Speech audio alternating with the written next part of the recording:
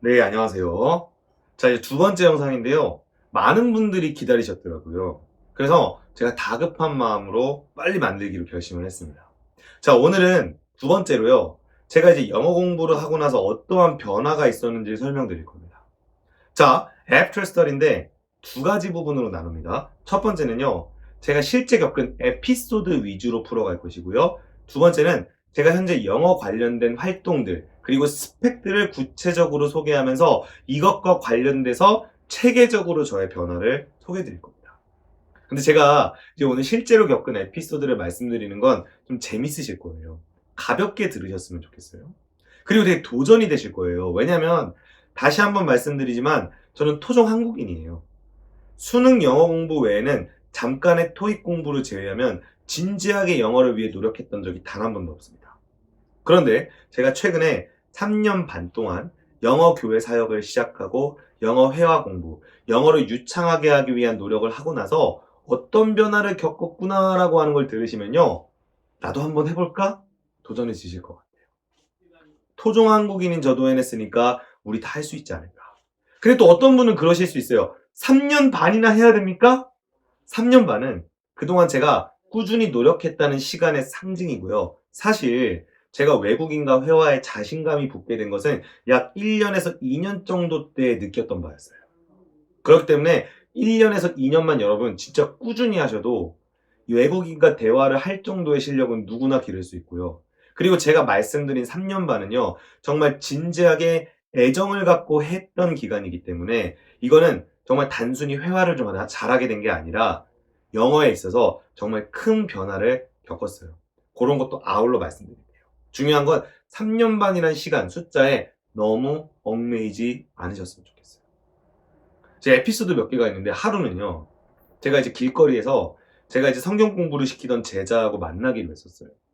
그래서 기다리고 있었는데 외국인 친구에게 전화가 온 거예요. 그래가지고 제가 통화를 좀 했어요. 뭐 어쩌고저쩌고 했는데 통화를 막 하고 있는데 통화를 딱 끊고 보니까 만나기로 한 제자가 와 있는 거예요.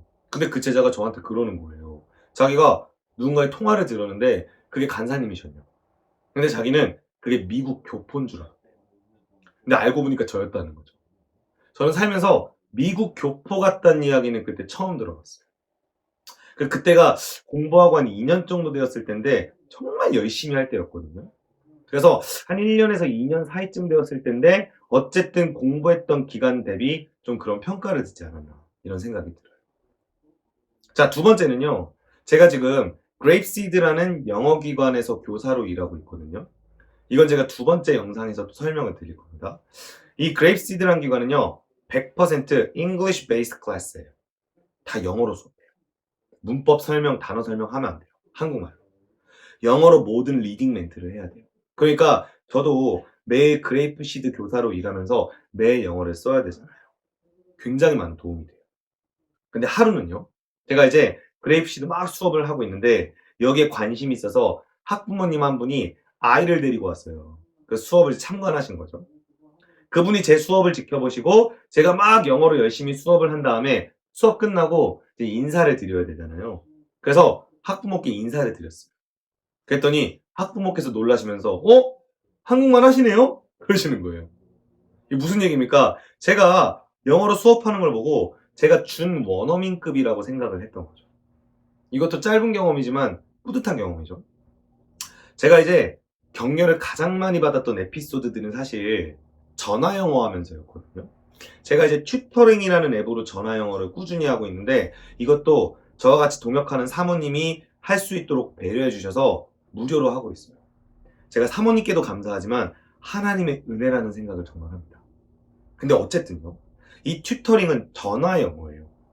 이제 인터넷, 데이터를 사용해서 전화 영어를 하는 거기 때문에 여러분 전화 영어는 특성상 바디랭귀지를 쓸 수가 없어요.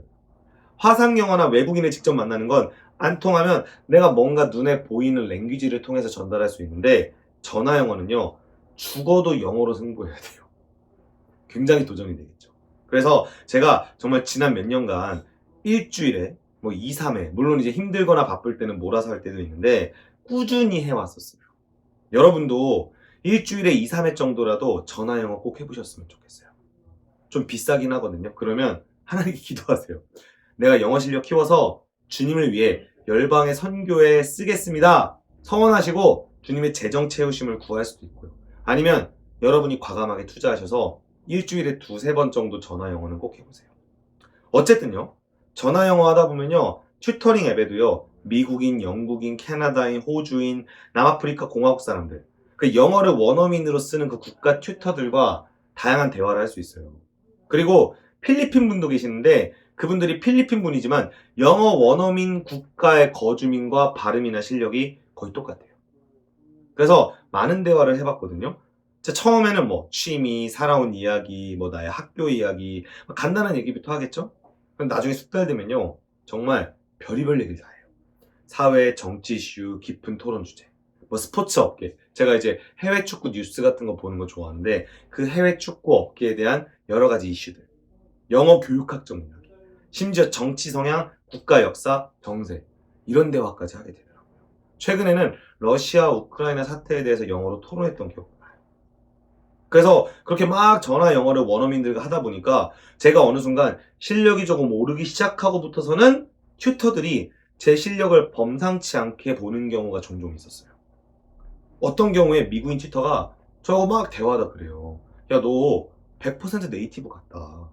내가 지난 6년간 한국인들을 가르쳤기 때문에 한국인들의 실력을 대충 아는데 너 진짜 특별하다. 나 지금 네이티브랑 대화하고 있는 것 같아. 이런 이야기를 하더라고요. 또 한 번은 그런 적도 있어요. 어떤 미국인 튜터가 저하고 막 대화하다가 그냥 자연스럽게 물어봐요. 너 근데 미국 어디에서 공부했어? 그런 말 안 했는데 그냥 제가 말하는 걸 들으니까 미국에서 공부하다 온 사람이라 생각을 한 거죠. 그래서 제가 한국 토종입니다. 한국에서만 살았다라고 하니까 되게 놀라요. 그래서 무슨 얘기를 하냐면 자기가 사우디 왕세자도 가르쳐봤고 유명 연예인도 가르쳤던 사람인데 너 정말 그 영어 원어민 국가 현지에서 사는 사람 레벨을 제외하면 네가 제일 잘하는 실력이다. 열심히 해서 나중에 튜터가 되라. 뭐 그런 말도 하더라고. 어떤 튜터는 제게 그랬어요. 너는 전화 영어 더 이상 할 필요 없는 것 같다. 근데 뭘 전화 영어를 또 계속 하고 있냐. 자신감을 가져라. 뭐 그런 얘기도 하고. 제가 이제 오늘은 가볍게 몇 가지 에피소드를 말씀드린 거고 이 외에도 제가 겪은 일들이 진짜 많아요. 근데 이거를 제가 현재 보유한 스펙, 영어 활동들과 결부지어서 더 체계적으로 다음 영상에서 소개를 드릴게요. 오늘은 가볍게 재미와 동기부여를 목적으로 에피소드들을 좀 나누는 영상이었고요. 앞으로 계속해서 도전이 되고 유익한 영어 콘텐츠로 찾아뵙겠습니다. 감사합니다.